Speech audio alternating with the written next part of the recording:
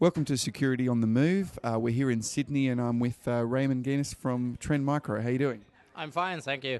That was a fantastic presentation. Thanks for being here. You're welcome. I wanted to focus on a couple of aspects of the presentation. The first one you mentioned is, as we're coming into Christmas at the moment, you mentioned that there were a few issues that e-commerce sites might be facing with regards to DDoS attacks that are kind of a shot across the bow. Can you give us a little bit of detail about that and whether you've seen any examples in the lead up to Christmas at the moment? Yeah. At first the bad guys also want to buy Christmas presents for the kids or the spouse or whatever. Actually, if you think about it, there are a lot of bad guys, male cyber criminals, but not many bad girls. Because the bad guys need to earn all the money to buy bad girls.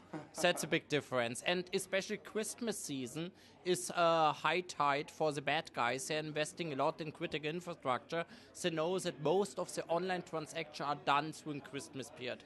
So they try to infiltrate web pages to get online banking account. And not only this, they also hold companies for ransom. They actually use DDoS, distributed denial of service attacks, to attack companies, gives them a warning shot 1 or 2 months before the hot season, shutting down an online store, then sending them an email, pay us X amounts of money, and you still will do 2 transactions.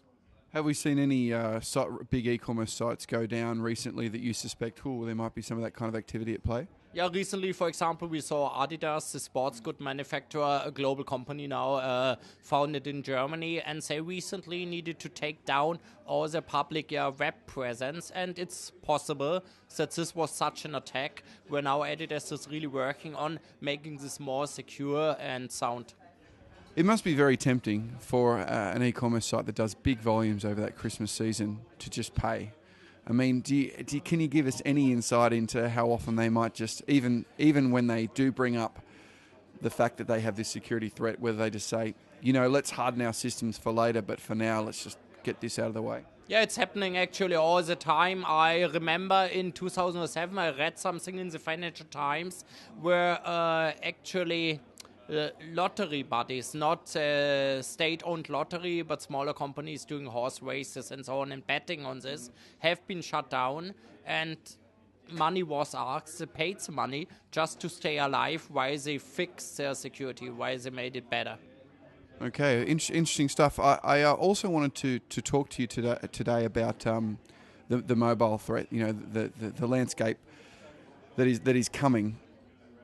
At present, from Trend Micro statistics, it appears that there isn't a lot of malware on the mobile platforms, but in Android specifically, you guys are predicting a very big increase. Can you give us an idea of some of the numbers?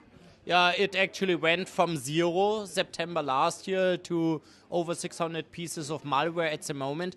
These are not traditional viruses because Google Android has been designed with security in mind. It is pretty well shielded application from each other, so traditional viruses jumping from one device to another unlikely.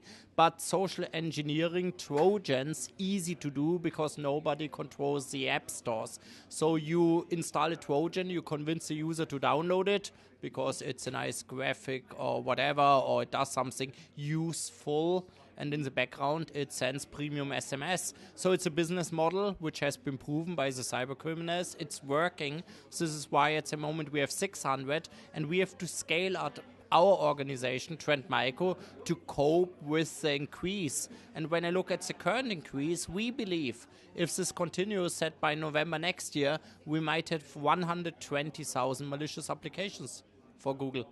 So sorry, from 600 now to 120,000 in about 12 months? That's our conservative estimate, and we are scaling up our systems to be able to handle this, yes. What are some of the answers? And you mentioned that you guys were working with some telcos, for example, to be able to automatically evaluate an app based on its traffic, its battery consumption, etc., as to whether it might potentially be a problem, so that human intervention for 120,000 apps is going to be very difficult. But what are some of the other things that the platform vendors could do to help us secure the mobile device? Yeah, you have two camps. You have a closed ecosystem, which is Apple, iOS, and their App Store. You have the same with BlackBerry RIM, where you have the best server and all of this. It's somehow a closed ecosystem. Everything goes through a central control instance. And if they are not careful, they lose money. Apple just recently announced that they paid $3.6 billion to app developers for Apple. So there's big money on stake. Apple makes money with every application bought. So they have a real interest that nobody hampers with the App Store, that no malicious app exists because it's bad for the reputation. On the other hand, you have the Google App Store, and Google just recently put in a kill switch, so they now also could recall application, but everybody could create an app store for Android. And we see a lot of app stores who are not checking at all what the applications are about. Exactly. You don't juggle with certificates, you do nothing. So the problem is not the mobile operating system itself. Android is well designed. The problem is that nobody controls the ecosystem, that it's totally open. So Google is for openness, Google is for this, do no evil, but bad guys are doing something evil because there's no control on the app stores.